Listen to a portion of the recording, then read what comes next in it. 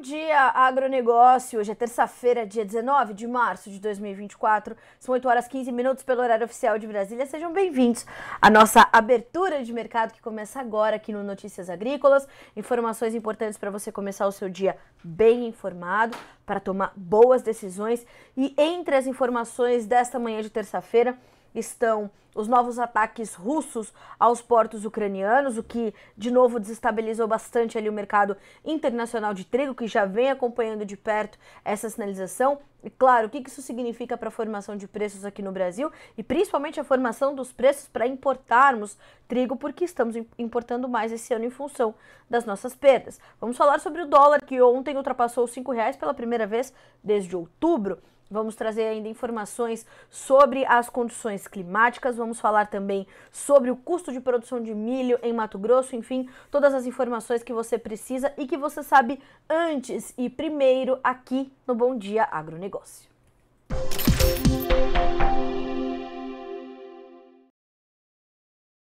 Mas antes de mais nada, vamos, como fazemos todos os dias, para começar o nosso dia, checar os preços. As bolsas internacionais já estão em andamento e a gente tem todas as commodities agrícolas em queda na manhã de hoje. É um movimento generalizado de baixa, com destaque para algumas que cedem, inclusive, de forma mais intensa. Mas a gente vai começar com a soja na Bolsa de Chicago, que cai agora 0,1% para $11,86 o contrato maio. Nós temos ainda o milho com $4,36, subindo 0,09%, mas só esse contrato, os demais recuam também. O trigo caindo 0,1%, caindo, mas perto da estabilidade também depois das altas fortíssimas de ontem. Vamos tratar esse assunto no nosso segundo bloco com o Elcio Bento, analista das safras e mercado, para trazermos mais detalhes sobre as informações sobre o mercado de trigo nessa terça-feira. O café cai 0,7%, vai a $1,80 mais 62 por libra-peso. O açúcar cai 2,5% para 21 cents mais 61. O algodão cai 1,2%, vai a 93 cents mais 42 na Bolsa de Nova York. E o petróleo também recuando. Antes da gente checar o petróleo, passei pelos derivados de soja, né? Vamos voltar então um pouquinho para a Bolsa de Chicago, checamos a Soft Commodities em Nova York, vamos voltar um pouquinho para a Bolsa de Chicago, onde o farelo sobe 0,3%, $332,90 por tonelada curta. O óleo de soja cai e dá sequência às baixas fortes de ontem, de 0,7% agora, 48 cents mais 36 por libra-peso. Então, um dia negativo para soja em grão e óleo, enquanto o farelo tenta respirar um pouquinho na manhã dessa terça-feira. Pois bem, checadas as commodities agrícolas, a gente começa com o petróleo, a checar os demais grupos de commodities, mas que também influenciam as agrícolas. Petróleo, em especial, queda de 0,1%, tanto no WTI quanto no Brent. O WTI tem $82,11 por barril, o Brent $86,80. Gás natural, 2% de alta, ouro caindo 0,3%, a prata 0,4%, o cobre 1,3% de baixa na manhã dessa terça-feira. Bolsa de Dalian, mercado futuro na China, encerramento dos negócios já, fechamento, levantamento da Agriinvest Commodities. Fechamento negativo para farelo, óleo e milho. E, segundo as informações de Eduardo Vanin, que ontem esteve conosco aqui no Bom Dia Agronegócio, excelente entrevista, sugiro que você revisite essa entrevista, ela não foi específica sobre o mercado ontem, mas cenários, né, principalmente para os mercados de farelo, óleo e também os preços aqui no Brasil, inclusive de milho. Sugiro que você revisite esta entrevista do Eduardo Vanin, e ele nos informa nesta manhã de terça-feira que o milho na China continua sob pressão. Na Bolsa de Dalian e no mercado físico, os preços chegaram a subir 5% em relação às mínimas do ano, logo antes do feriado do Ano Novo Lunar, mas logo perderam o embalo. Se dermos uma olhadinha nos preços do milho, do DDG, do farelo de couve e no farelo de soja, desde setembro do ano passado, na China, veremos que o movimento é muito parecido. Então, atenção! O que isso traz de importância para nós? Veja, para o balanço no Brasil, o importante é a quantidade de milho que a China vai comprar e carregar. O total embarcado no Brasil entre fevereiro de 23 e o final de janeiro deste ano foi de 17 milhões de toneladas, mais de 30% do total embarcado e 70% do total recebido pela China entre março de 23 e fevereiro deste ano. Então, atenção a este quadro. Uma última informação antes de chegarmos ali nas nossas notícias de hoje. Atenção, porque nessa semana o mercado está bastante avesso ao risco, está bastante cauteloso, porque amanhã é dia de super quarta. Amanhã teremos decisões importantes dos juros nos Estados Unidos pelo Federal Reserve, juros aqui no Brasil pelo Copom e uma série de outros indicadores que chegam nesta quarta-feira, amanhã, dia 20 de março, certo? Então o mercado está bastante cauteloso e vai evitar o risco diante da espera por estas informações. 8 horas e 21 minutos pelo horário oficial de Brasília. Vamos saber o que é manchete hoje. Vamos às nossas notícias da manhã dessa terça-feira.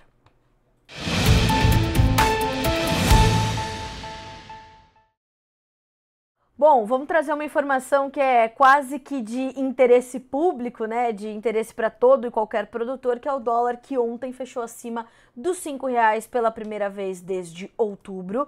O mercado está bastante focado também na espera por esta sinalização dos juros amanhã pelo Federal Reserve, né? Então nós temos esse fechamento ontem com R$ 5 mais 3 centavos e uma alta de 0,6% no fechamento de ontem. Hoje, às 9 horas da manhã, o mercado retoma os seus negócios. A tendência é de que haja ainda certa flutuação, certa volatilidade, justamente em função dessa espera pela super quarta, né? Amanhã, a decisão dos juros norte-americanos pelo Fed, o Federal Reserve, que é o Banco Central dos americanos. Então, atenção total, são informações importantes e a gente vai trazendo elas todas em primeira mão para você por aqui. E esse fechamento do dólar, então, acima dos R$ 5 pela primeira vez desde outubro, ele veio impulsionado pela alta das taxas das Treasuries, que são, né, os títulos da dívida americana ali, e pela expectativa em relação à decisão da política monetária do Federal Reserve amanhã. As moedas latino-americanas, especialmente as de países com juros altos, foram as mais afetadas pela valorização do dólar. No início do dia, a moeda americana chegou a recuar em relação ao real, mas a situação mudou com a troca de sinal dos juros dos Treasuries, que atingiram máximas à tarde. Com mínima de R$ 4,98 e máxima de R$ 5,02, o dólar à vista encerrou o dia com alta de 0,6%, cotado a R$ 5,13. Então, R$ 5,2,59, R$ 5,03. O maior valor de fechamento desde outubro do ano passado. No acumulado de março, a moeda americana já registra uma alta de 1,06% e no ano, os ganhos da moeda americana da divisa já alcançam 3,6%.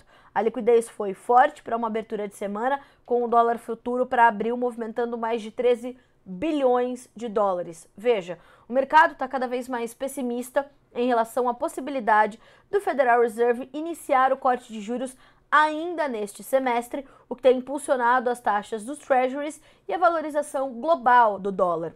E eu sempre falo muito sobre isso. Existe a valorização do dólar e a valorização do real, existe a desvalorização do dólar e a desvalorização do real. O que está acontecendo neste momento não é uma desvalorização do real, mas é uma valorização do dólar frente ao real e a uma cesta de outras moedas. Inclusive, vamos checar o dólar index, como está se comportando na manhã desta sexta-feira.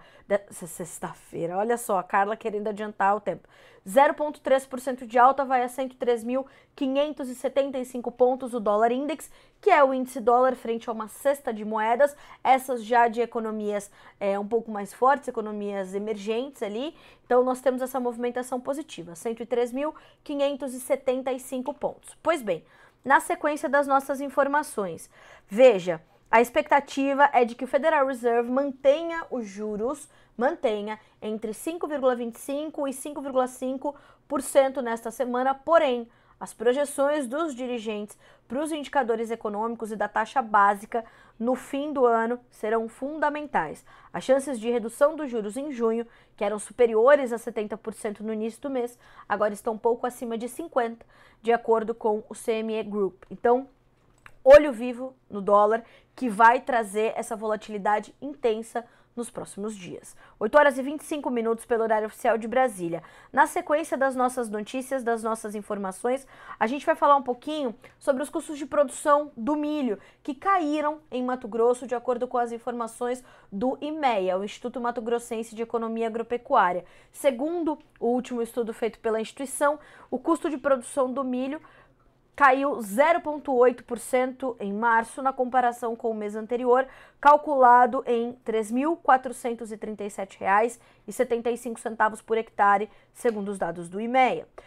De acordo ainda com o boletim do Instituto Mato Grossense, essa diminuição nas despesas foi pautada pelos menores custos com operações mecanizadas, sementes e defensivos em, respectivamente, 2,1%, 1,4% e 1,06%. Então, queda de 2,1% nas operações mecanizadas, de 1,4% nas sementes e de 1,06% nos defensivos, certo?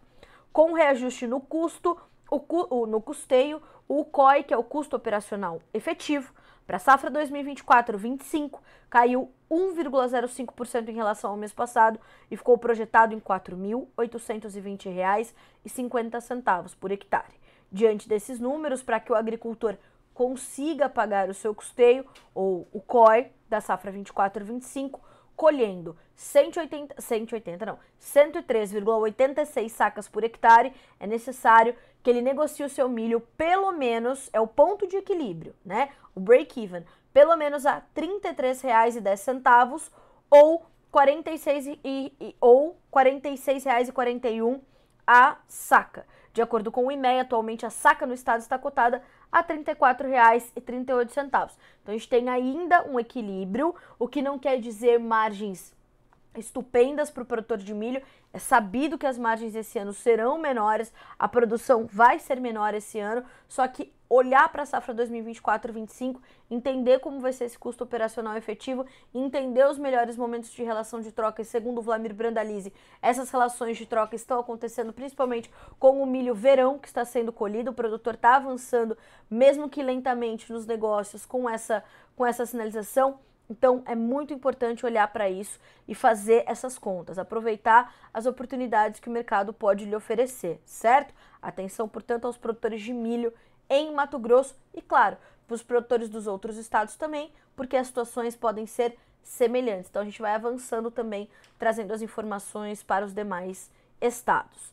Pois bem, seguimos por aqui. Na sequência, a gente vai falar um pouquinho sobre um movimento pelo setor leiteiro que aconteceu em Minas Gerais nos últimos dias, e o governo, portanto, na sequência trouxe o anúncio de algumas medidas de proteção aos produtores de leite. O governador Romeu Zema anunciou ontem, segunda-feira, dia 18, durante o evento Minas Grita pelo Leite, o evento não, né, a manifestação, o manifesto, que o governo do estado vai retirar as empresas importadoras de leite em pó, isso é muito importante, tá, do regime especial de tributação.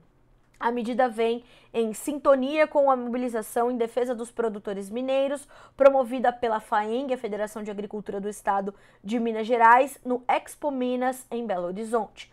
Essas empresas especificamente passam a pagar o ICMS de 18% no momento da comercialização dos produtos importados. E esses laticínios, eles tinham né, um incentivo de ICMS, então volta a ser normalizado 18%, portanto. Bom, na sequência, no ano passado, as importações mineiras, só as importações mineiras de leite em pó, somaram 62,6 milhões de dólares e neste ano as compras continuam crescentes. No primeiro bimestre deste ano, as importações já alcançaram 12,7 milhões, representando 20,3% de todo o volume, de todo o valor importado no ano passado. Ou seja, continuam as importações de leite chegando com um favorecimento aqui no Brasil. Isso é muito sério. O que está acontecendo é muito sério. Pois bem, com a medida apresentada nesta segunda-feira, o governo estadual busca apoiar os produtores locais reduzindo prejuízos e impactos do recente aumento na compra do produto de fornecedores externos. Durante o evento, Zema justificou a ação, abre aspas, para o governador de Minas Gerais. Os produtores de leite representam uma classe muito importante em Minas Gerais, com mais de 220 mil micro e pequenos produtores, o que gera muitos empregos e leva muita renda para o campo. Em Minas Gerais é o estado que mais produz leite e laticínios do Brasil. Esses produtores têm sofrido muito com a concorrência do leite importado, que nós consideramos desleal. E ele acrescentou que o anúncio é direcionado aos produtores. O estado irá retirar o regime especial de tributação daqueles laticínios que têm importado leite, dando mais condição de competir em igualdade com o produto importado. Ele explicou ainda que hoje esse produto importado vem chegando em quantidade cada vez maior. Ele diz, abre aspas, e nós sabemos que os países que estão exportando para o Brasil são países que têm subsídios. Eu acabei de falar que esse produto chega com algum favorecimento aqui no Brasil. E é isso. E ele complementa, e no meu entender é uma concorrência totalmente desleal que deixa principalmente o pequeno e microprodutor rural sem condição de competir. Só lembrando que milhares desses micro e pequenos produtores de leite deixaram a atividade no ano passado em função deste movimento intenso das importações. Houve um sufocamento desse setor, né, um estrangulamento das margens, não havia como continuar, as medidas chegam tarde e o olhar para isso precisaria ser ainda mais profundo. Então, milhares de pecuaristas leiteiros deixaram a atividade em função deste quadro. Claro que os que puderam, os que tinham condições de buscar ou empréstimos, ou custeios, ou outras linhas de créditos, ou crédito no setor privado, enfim, achando uma solução, o fizeram e estão ali tentando de forma muito resiliente permanecer na atividade. Mas de qualquer forma, o que está acontecendo aqui é grave. Ontem o João Batista fez uma analogia bastante importante no programa dele, no Tempo e Dinheiro, falando sobre isso. Falou, bom, mas lhe quebram a perna, depois lhe oferecem uma muleta para caminhar? É assim que vai funcionar para o pecuarista leiteiro nesse momento? Então o que está acontecendo aqui é grave, é sério e é urgente que as medidas sejam ainda mais efetivas para desafogar esse setor, certo? Pois bem, seguimos com as nossas informações e monitorando como essas medidas vão chegar para os produtores efetivamente e como eles vão conseguir respirar, talvez um pouco mais aliviados. Vejamos como isso vai bater nas importações nos meses seguintes. Bom, na sequência, eu quero trazer duas informações sobre o mercado de trigo para puxar o gancho no nosso segundo bloco com o nosso entrevistado, que hoje é Elcio Bento, analista das safras e mercado, para nos trazer esses detalhes, então, sobre o mercado de trigo aqui no Brasil e principalmente o mercado internacional. O primeiro deles é de que nós temos para o mercado nacional negócios ainda muito pontuais. O produtor, que é o produtor também de trigo, está focando ainda em concluir a sua colheita da safra de verão, em especial a soja. O Rio Grande do Sul plantou um pouquinho mais tarde, sabemos que ainda tem lavouras em desenvolvimento no estado, então ele ainda está focado na sua colheita da safra de verão, segundo as informações do CPEA. As negociações envolvendo trigo, nos informa a instituição, seguem pontuais no mercado brasileiro, segundo pesquisadores, apesar da maior presença compradora, o que é bom, produtores continuam focados na colheita da safra de verão. A semeadura da nova safra de trigo deve se iniciar em abril. Quanto aos preços, o levantamento do CPEA mostra que as cotações internas do grão seguem enfraquecidas. Novas estimativas sinalizam uma queda na área cultivada com trigo na temporada 2024 por conta dos valores menos atrativos. Ainda assim, se a produtividade ficar dentro da média, a oferta pode superar a do ano anterior, conforme apontam os pesquisadores também do CPEA. A Conab estima uma área nacional de 3,26 milhões de hectares para este ano de 2024, 6% menor do que a do ano passado. No entanto, a produtividade média nacional pode crescer 26%, porque a base de comparação é muito baixa, dada as perdas muito agressivas que registramos na temporada anterior, inclusive perdas de qualidade muito fortes, o que justificam essas cotações enfraquecidas, certo? Então esse é um ponto importante. E a produtividade média, portanto, poderia ficar em 2.937 toneladas por hectare, o que resultaria em uma produção de 9,5 600 milhões de toneladas, 18,4% acima da colhida em 2023. Senhoras e senhores, o Bom Dia Agronegócio é um programa feito para a nossa audiência e pela nossa audiência. Então, vá se adiantando, vá mandando perguntas, dúvidas, críticas, sugestões, os seus relatos, como tem feito aqui, o Charles Borgio, de Louisiana, no Paraná, fechamento da colheita de soja com produção de média boa. Como fica o clima para nossa região? Vamos falar. Já no Fala Produtor a gente consegue dar um pouquinho mais de tempo ao clima, tá bom? Charles, obrigada. Então faça como o Charles, vá trazendo os seus relatos, as suas perguntas. O Elcio Bento estará conosco no segundo bloco para tratarmos do mercado do trigo. Então vá se adiantando e vá mandando aqui o seu posicionamento, a sua opinião. É muito importante a sua participação. Bom Dia Agronegócio, de novo, é um programa feito pela nossa audiência. Juntos nós vamos construindo aqui o Bom Dia Agro. Bom, seguindo por aqui, falamos, portanto, do trigo no mercado interno. No mercado internacional, a semana começou quente porque a Rússia voltou a atacar portos da Ucrânia e ontem, em função desses ataques, os preços do trigo somente na Bolsa de Chicago subiram mais de 2%. Vamos entender como esse movimento continua a repercutir, como o mercado vai digerindo essas informações já com Elcio Bento. Mas fato é que na madrugada de domingo para segunda, a Rússia voltou a atacar portos ucranianos da região de Odessa. Isso acontece após o presidente russo Vladimir Putin ter sido reeleito no último final de semana, sinalizando que o conflito deve persistir na região. Já falou que não arreda pé, já falou que vai tomar o território, já falou, e o Volodymyr Zelensky, presidente ucraniano, fala a mesma coisa, que dali ele não sai. Então, vejamos. No acumulado da temporada 23-24, de acordo com informações levantadas pela Agriinvest, a Ucrânia embarcou até agora 12,9 milhões de toneladas de trigo, um aumento de quase 5% em relação ao mesmo período do ano anterior. O que a Ucrânia também vem fazendo é uma coisa surpreendente, né? Atacada o tempo todo e consegue aumentar em quase 5% o seu escoamento de trigo. Surpreendente. Para o milho, houve um embarque de 17,3 milhões, já neste caso 17% de queda na comparação anual. O corredor alternativo de grãos trouxe um grande aumento na capacidade de escoamento de grãos ucranianos e ainda limitou a alta dos cereais em outros players exportadores, o que inclusive motivou ali as manifestações dos produtores europeus, né? Ali, principalmente os que fazem parte do bloco da União Europeia, eles estão irritadíssimos. Ontem os agricultores poloneses fecharam 2 entradas do país, uma loucura, né? Então o levante do agro europeu continua, principalmente em função da chegada desse produto mais barato da Ucrânia, o que diminui a competitividade dos demais.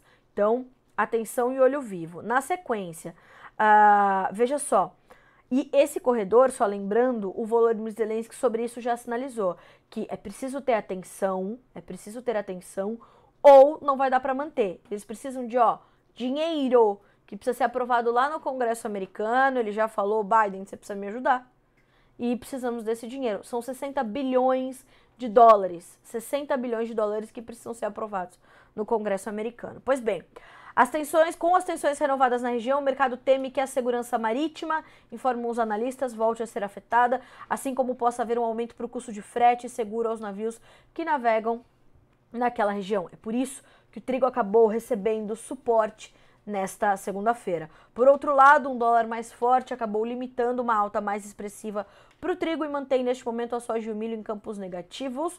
É verdade, assim damos sequência a essas informações hoje. Então, temos essas informações no front, algo que, como eu falei, vamos já tratar com Elcio Bento. 8 horas e 39 minutos pelo horário oficial de Brasília. Antes de fazermos nosso intervalo, informação de último momento que acaba de chegar pela Letícia Guimarães, que inclusive está com vocês ali no chat, recebendo as mensagens de vocês. Continuem mandando, a Letícia está ali recebendo tudo. Mas, uma informação importante: a China ampliou a sua lista de aprovações de variedades de soja e milho transgênicos, aprovou 27 variedades de sementes de milho geneticamente modificadas e outras 3 de soja, ampliando essa lista, portanto, conforme seus planos de aumentar o desenvolvimento e o plantio de culturas de alto rendimento. As variedades aprovadas pelo Ministério da Agricultura e Assuntos Rurais em um aviso nesta terça-feira incluem variedades de sementes de propriedade da Dabenong e do China National Seed Group, uma unidade do grupo Syngenta. Durante anos, a China agiu com cautela, segundo nos informa a agência Reuters, em relação à implantação de culturas transgênicas, mas em janeiro informou que expandiria o plantio de soja e milho geneticamente modificados depois que os projetos piloto mostraram bons resultados no aumento da produtividade e na redução dos custos em comparação com os tipos de sementes convencionais, fora que eles têm mais de 1 bilhão de bocas para alimentar e são completamente dependentes da exportação de grãos. Então, olhar para isso também vai ser fundamental daqui em diante. 8 horas e 41 minutos pelo horário oficial de Brasília. A gente faz um rápido intervalo na nossa edição desta terça-feira do Bom Dia Agronegócio. Na sequência, a gente volta com Elcio Bento, analista das safras e mercado, e vamos aprofundar a nossa análise aqui, o entendimento sobre o mercado de trigo. É um instante só, a gente já volta.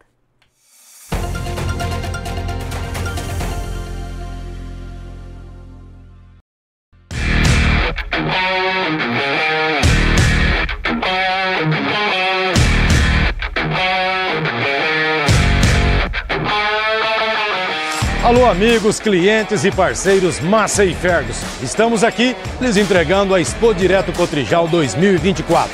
Que honra tê-los em nossa presença aqui neste grande stand que se tornou a sua casa aqui na Expo Direto Cotrijal 2024.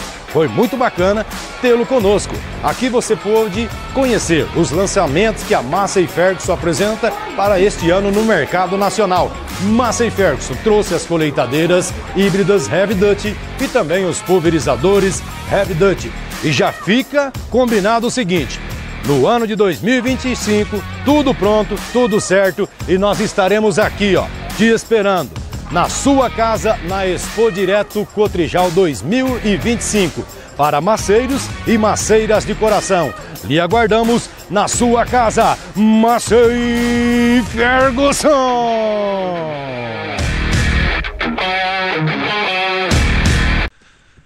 Mais uma chuvinha. Ontem eu joguei 24mm, eram as 10h30 da manhã. Agora tá com uns 3, 4mm aqui.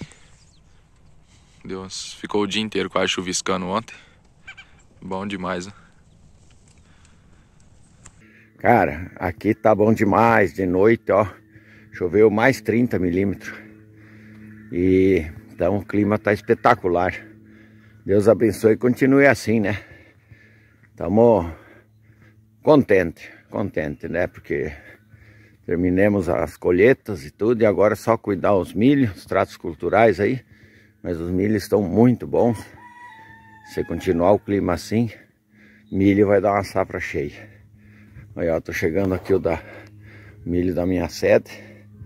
É um milho muito saudável, ó. Olha os bacheiros aí, ó. Tá limpo, tá bonito, padrão de lavoura. Grande abraço e um bom final de semana a todos. Interior de Birubá, Rio Grande do Sul. Nossa lavoura de soja aqui. O seu Eloy Paloski aqui. Acordou assim, ó. Um nevoeiro, um dia friozinho. Mas a lavoura já bastante carregada. Enchimento de grão bem carregado aqui, não faltou chuva.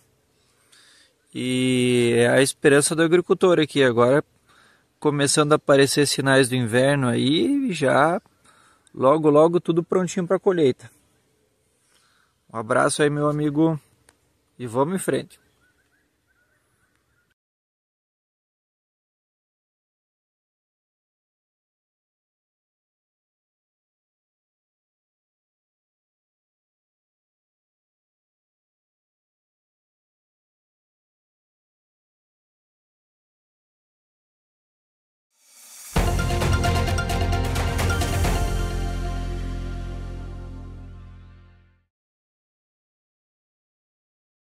Bom Dia Agronegócio dessa terça-feira está de volta e como eu já trouxe ali no finalzinho do primeiro bloco algumas informações sobre o mercado de trigo aqui no Brasil, ainda negócios pontuais, preços enfraquecidos.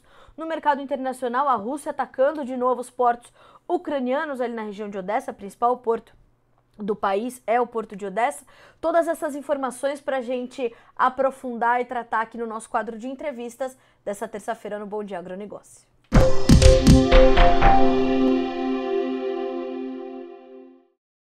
Para nos ajudar com essas informações e para nos explicar que momento é esse, o que precisa ser acompanhado de perto, Elcio Bento, analista da Safras e Mercado, conosco. Elcio, sempre um prazer receber você aqui no Bom Dia Agro. Meu amigo, seja bem-vindo. É sempre bom estar contigo.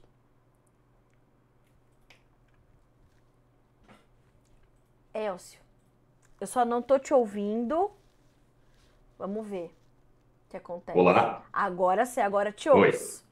Agora eu posso dizer então muito bom dia, Carla, bom dia a todos, Notícias Agrícolas. É sempre um prazer falar contigo. Obrigada, Elcio.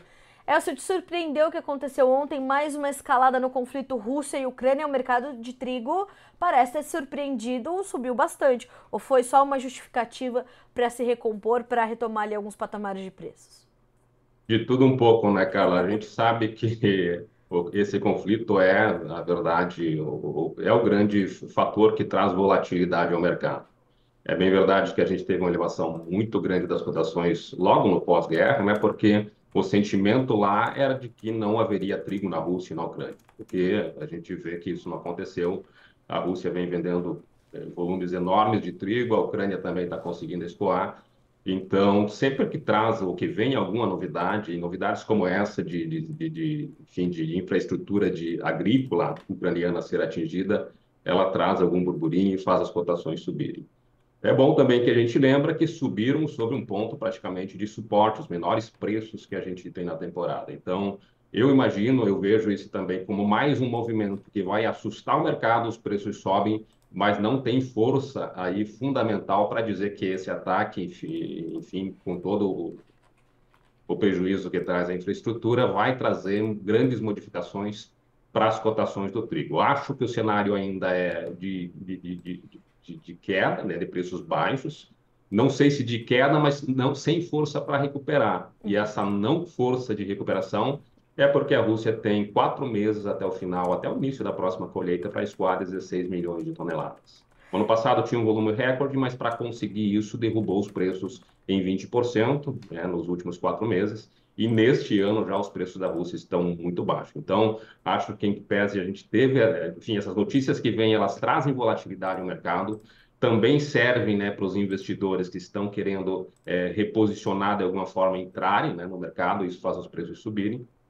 Mas acho que fundamentalmente não há força ainda, pelo menos por enquanto, para que o mercado inicie uma eventual tendência de recuperação. Para isso, teria que ser basicamente 2 fatores teriam que atuar para isso. Primeiro, a gente tem alguma quebra da grande safra do hemisfério norte, tem complicações na União Europeia, a Alemanha ontem divulgou que a sua área vai ser 6,5% inferior, né? Então, tem notícias que podem fazer o mercado recuperar, mas tem que ser fundamental, né? Fundamentalmente, tu tem que trazer alguma movimentação. Se não tiver essa notícia fundamental vindo para reduzir a oferta do próximo ano, somente esses fatores exógenos aos mercados que trazem instabilidade, eles ainda não dão força para uma recuperação. Elcio, essa condição conectada a novas safras que começam agora no hemisfério norte, como é que você está esperando aí essa nova temporada?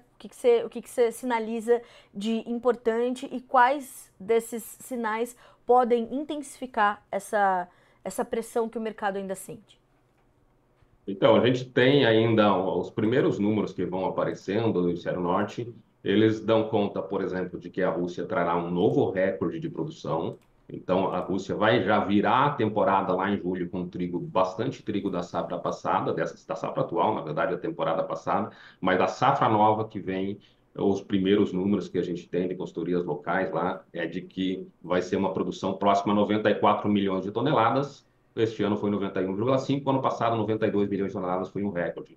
Então, continuaremos com a Rússia sendo o principal vetor de força para a formação de preços. Se a gente voltasse a fazer essa entrevista em 2014, 2015, a gente olharia para os Estados Unidos, o maior exportador, e onde estão, né, as principais bolsas de comercialização, Chicago, Kansas, Minneapolis, como a referência principal do mercado. Hoje a gente tem a Rússia como principal vetor de força para mover preços para cima ou para baixo. As bolsas norte-americanas continuam sendo uma referência global, mas elas caminham muito em função do que esse agente gigante que a gente tem no mercado internacional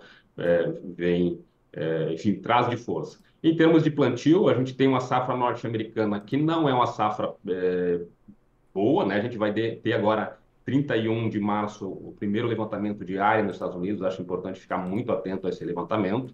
Mas o clima é melhor do que os últimos anos, então vem uma safra ok nos Estados Unidos, mesmo tendo perdido muito espaço. A Rússia, como eu falei, vem com essa safra maior, uma estimativa de uma safra maior. E entre os grandes agentes, talvez a União Europeia é uma questão que a gente tem que ficar atento. Teve excesso de chuva, prejudicou o plantio. E a gente teve, como eu havia falado, a Alemanha vindo com safra menor. Mas até agora, se a gente for fazer um resumo das notícias que tem dessa safra que vai se desenhando no hemisfério norte, é um mercado de clima ainda, nessas safras estão se desenvolvendo, então pode acontecer movimentos aí a qualquer momento, né, de quebra de safra serem anunciadas, mas até o momento o retrato que a gente tem é de mais uma safra sem grandes problemas para o próximo ano comercial do hemisfério norte, que é onde está praticamente 90% da produção global. Elcio, como é que, embora isso tudo seja, né, um fator de pressão para as cotações no mercado internacional, para o Brasil, que é um importador de trigo e precisou ampliar ou tem precisado ampliar as suas compras em função das perdas da última safra, acaba sendo benéfico para nós que somos importadores, ou essa pressão toda baixa ainda mais o nosso preço por conta da referência, por conta da paridade de importação? Como é que fica esse momento, né, do mercado internacional para o mercado brasileiro de trigo, tanto da perspectiva de Brasil como importador, quanto para a formação dos nossos preços por aqui? A gente está neste ano, é um ano bem diferente. Ano passado a gente tinha no Rio Grande do Sul uma montanha de trigo para vender. Este ano o Rio Grande do Sul está em segundo, terceiro maior comprador de trigo até o momento. Então a maneira com que se forma preço no Brasil, o ano passado era pela paridade de exportação, aquele preço que a gente competia lá fora formava os preços internos, e este ano é pela paridade de importação, o preço que o produto importado chega ao Brasil determina a cotação que nós teremos aqui. Essa situação toda desse efeito dominó russo derrubando os preços no mundo como um todo, derrubou também os preços na Argentina. A gente tinha preço na Argentina há um ano em torno de $340 a tonelada. Este ano está em torno de 210, 215 dólares. Então é um tombo das cotações. Como a gente compra no mercado internacional e o nosso grande fornecedor, a Argentina, o que acontece na Argentina reflete aqui. Então a gente pode dizer o seguinte: essa questão de quebra de safra, ela fez com que nós, mesmo nas regiões de produção, deixássemos de ser exportadores e passássemos a ser importadores. E essa conta, essa diferença, esse spread entre a paridade de exportação, o que seria o preço para a gente competir, retirar trigo do interior do Rio Grande do Sul, por exemplo, e competir com os países exportadores, colocando em Rio Grande, e a diferença do preço, que chega o preço em Rio Grande, colocando mais uma vez a referência do Paraná, o preço que chega em Rio Grande e que vai abastecer os moinhos internos aqui do Brasil. Isso dá uma diferença entre 250 a R$ 300 a tonelada. Então, quando a gente está em paridade de importação, simplesmente o que nós temos de tendência de recuperação é esse spread que existe entre paridade de importação e exportação. Porque aonde estarão esses preços, o que determina é mercado internacional e câmbio. E o que a gente viu? Claro, o que a gente tem visto? Rússia caiu muito, derrubou a Argentina porque compete no mercado internacional. Mas na semana passada, final da semana passada, pela primeira vez, isso a gente pode colocar numa linha de tendência de queda que o trigo argentino vem apresentando desde junho. Pela primeira vez, a gente viu alguma reação das cotações da Argentina. Subiram de 210 para 215, é quase nada, mas isso juntamente com o câmbio ontem, que já fechou assim, que fechou, na verdade, acima de 5, dá uma força para a recuperação. Então, o que a gente está olhando agora? Primeiro, para ver se essa recuperação da Argentina ela é uma recuperação que tem fundamento, né, que tem uma situação fundamental, e a questão política pesa nesse sentido, Carla, porque o ano passado nós tínhamos, até o ano passado, governos que tinham cotas de exportação. E uma das políticas do Milei é exatamente não colocar cotas de exportação. Isso significa, basicamente, que se começar a sair muito trigo argentino, o que vai regular os preços na Argentina é a oferta e demanda, são os moinhos argentinos segurando o trigo, tendo que pagar mais para segurar esse preço interno. Isso pode fazer os preços subirem na Argentina e também refletir no Brasil. Era essa também a minha preocupação, entender como que a Argentina ia se comportar nesse mercado, porque, querendo ou não, né, Elcio, é o nosso principal fornecedor?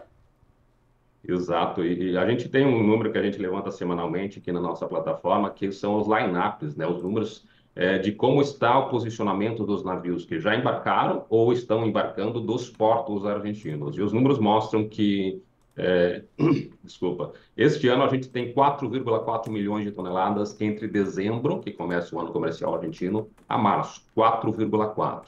O ano passado era 1,8, 1,9 milhão. Então, as vendas argentinas para o mercado internacional já superam as do ano passado em 2,5 milhões de toneladas. Era esperado, porque a Argentina no ano passado exportou 3 milhões e este ano tem 10 milhões. Até aí tudo bem, está num ritmo até dentro da normalidade. O que me chama a atenção talvez seja a pouca presença brasileira, né? A gente precisa importar mais. Só para fazer contas rapidinho aqui. O ano passado, importamos 4,5 milhões de toneladas. Este ano teremos que importar entre 6,5 a 7 milhões de toneladas. E o que a gente vê é que desse total que a Argentina exportou, que o ano passado, um total de 4,4 que a gente exportou, veio apenas 1,8 para o Brasil. Então, se a gente fizer contas rápidas aqui, as importações brasileiras de dezembro a março, no período do ano comercial argentino, elas subiram de 1,14 para 1,8 apenas. Então, enquanto a Argentina vendeu ao mercado internacional 2,5 milhões de toneladas a mais, o Brasil só comprou em relação ao ano passado 693 mil toneladas a mais do que ano passado. Tem muita água ainda para acontecer, mas esses percentuais mostram que, no mesmo período do ano passado, a participação do Brasil nas exportações argentinas eram de 62% e neste ano de apenas 42%. O que a gente pode ter aí, Carla, de repente, existe a possibilidade de que os moinhos brasileiros estejam deixando de aproveitar esse trigo barato que está vindo da Argentina, que tem disponível da Argentina, e daqui a pouco essa força de venda argentina que está competindo muito, especialmente nas regiões do Sudeste Asiático, até em função do conflito que você tem no Mar Negro, aquelas embarcações que normalmente passavam por Suez, muitas delas estão deixando de passar pelo canal de Suez e contornando a África, assim com frete mais caro, e assim a Argentina fica muito competitiva naquele momento. Um ponto de alerta, a gente acompanha esse número semanalmente, é uma possibilidade de alerta que existe aí da Argentina estar com um ritmo forte, de repente os moinhos argentinos terem que pagar mais para segurar trigo internamente, e outra questão é a possibilidade de que os moinhos brasileiros estejam deixando passar bons momentos de compra e daqui a pouco pode ficar escasso o trigo argentino no Brasil. Elcio, esse quadro, ele traz ainda mais cautela para o produtor que vai fazer a sua nova safra de trigo aqui no Brasil. Nós fizemos uma matéria muito tentando abranger o máximo de informações possível com a sua análise também, de que há um desestímulo grande entre os triticultores para fazer a nova safra depois de tudo que aconteceu na safra anterior e dessa volatilidade no mercado interno, no mercado internacional e tudo isso que você acabou de nos descrever. Você carrega essa análise ainda, a gente ainda vai ver essa nova safra começar, de fato, com talvez menos investimento por parte do produtor brasileiro, uma diminuição diária, a gente mantém essa cautela e até esse desestímulo, é uma palavra ruim, né? Mas esse desestímulo entre os produtores de trigo para essa nova temporada?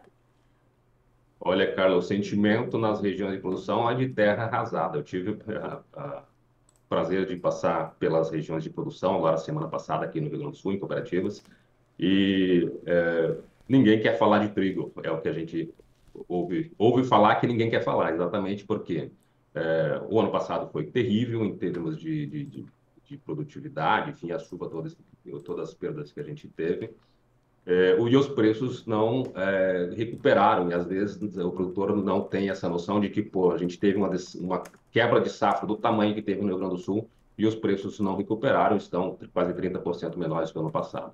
Então, essa é uma questão que traz bastante desestímulo, a gente sente isso, a gente vê muitos produtores, muitas cooperativas falando em reduções diárias de 20% até 30% no Paraná, no Rio Grande do Sul, Então, basicamente, por que esse desestímulo? Tu falaste bem a questão da quebra de safra.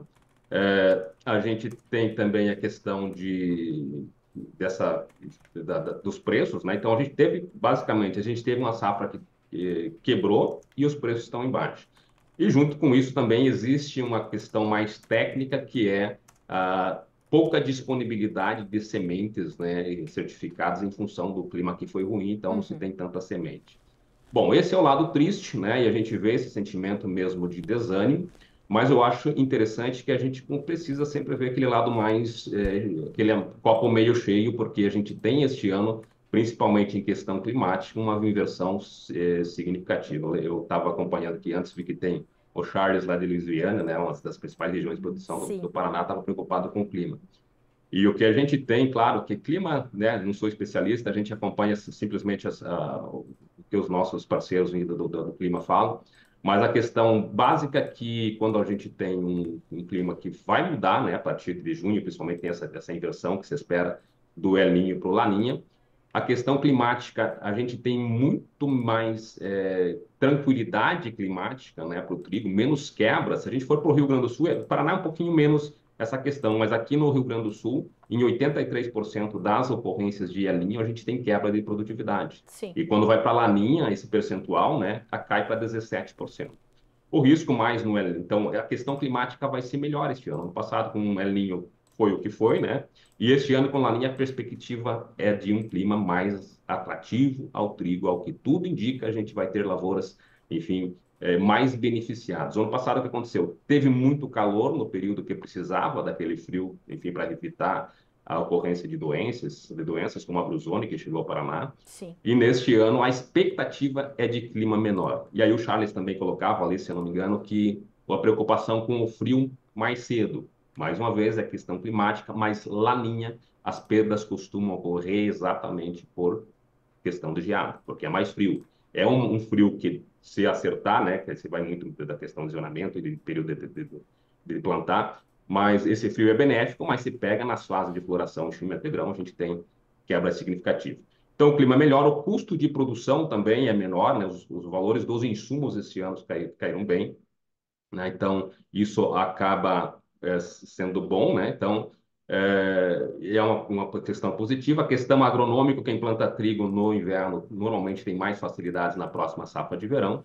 E uma questão que pesa contra e a favor é que a safra de soja não está tendo os resultados que se esperava. Então, tem um produtor menos capitalizado, por outro lado, um produtor que precisa plantar, talvez, para que o trigo literalmente salve a lavoura neste ano comercial. Então, basicamente, esse o cenário que eu estou vendo já. A gente esteve nas regiões de produção do Paraná, do Rio Grande do Sul, e agora, final do mês de março, a gente vai divulgar o nosso primeiro número de intenção de plantio. Então, aqueles que ficarem atentos, quem sabe a gente volta aqui para colocar os nossos números, mas o sentimento primário nessa intenção de plantio é que teremos um corte de área bastante significativo aqui no Brasil. Bom, a gente vai acompanhar e, claro, né, as suas análises sempre muito completas e trazendo os desdobramentos disso para o produtor, o que é ouro para nossa audiência. Então quero te agradecer muito por estar conosco nessa terça-feira e certamente vamos acompanhando os desdobramentos dessas informações e você estará aqui conosco para sempre atualizar a nossa programação aqui. Muito obrigada mais uma vez, principalmente por aceitar os nossos convites e por dividir conosco tantas informações. Elcio, obrigada. Sempre uma honra, Carla, precisando é só chamar. Um abração a todos, até a próxima. Um abraço e um feliz aniversário, que eu tô atrasada, mas estou em tempo. Ontem foi. Parabéns para Elcio Bento. Elcio, olha, você sabe que eu sempre falo sobre isso, né? Agradeço os grandes amigos que o agronegócio me deu e graças a Deus você tá nesse rol. Então que você tenha uma vida sempre cheia de muita saúde, de muita luz e bons anos de vida ainda para continuar fazendo análises brilhantes como as que você faz. Obrigada, viu, meu amigo? Parabéns. Obrigado, Carla. São 45 anos, 23 deles com o trigo, e esses 23 aqui fazem com que a minha careca esteja aumentando. Obrigado pela lembrança e até a próxima. Obrigada a você, Elcio. Até a próxima, meu amigo. Boa semana. Até mais. Um abraço, até. Senhoras e senhores, 9 horas 4 minutos pelo horário oficial de Brasília. Triticultor, olho vivo, hein? Olho vivo. Os custos vão ser um pouquinho mais altos esse ano, porque tem menos semente, as sementes estão mais caras. Atenção, essa possibilidade de laninha pode ser o copo meio cheio aí no trigo. A produtividade deve voltar pelo menos a uma média e nós temos então a possibilidade de uma redução diária considerável para o Brasil.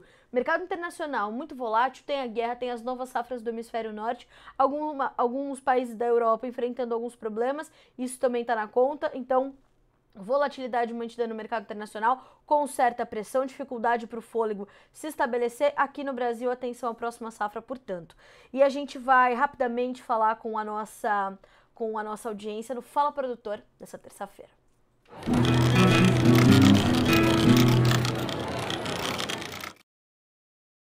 Agradecer aqui as mensagens de bom dia que logo cedinho já chegaram, né? Então quero agradecer vou aqui de baixo para cima, hein? O Álvaro Arlindo Dias, que mandou parabéns pro Elcio, né, também. Pro Ricardo Mariano de Guaíra, São Paulo. O Ronaldo Sobreiro teve a sua pergunta ali parcialmente respondida. Me desculpe, viu, Ronaldo? Não deu tempo da gente levar sua pergunta pro Elcio, mas certamente a gente vai te trazer nos próximos dias, tá bem? Bom dia pro Thiago Medeiros, pro seu Bernardino Tartari, pro Júlio Maicon, pro André Bezerra de Mato Grosso do Sul, pro Rodrigo Marques e também Renato Lourenção, Fabiano e Luciano de Souza, além do Charles Borges, do seu José Natal e da dona Eliana, todos nos acompanhando aqui desde bem cedinho. Obrigada pela audiência de vocês. Amanhã estamos de volta a partir das 8 horas em ponto, pelo horário oficial de Brasília, aqui no nosso Bom Dia Agronegócio. Nós estamos te esperando. Boa terça-feira, bons negócios e até amanhã.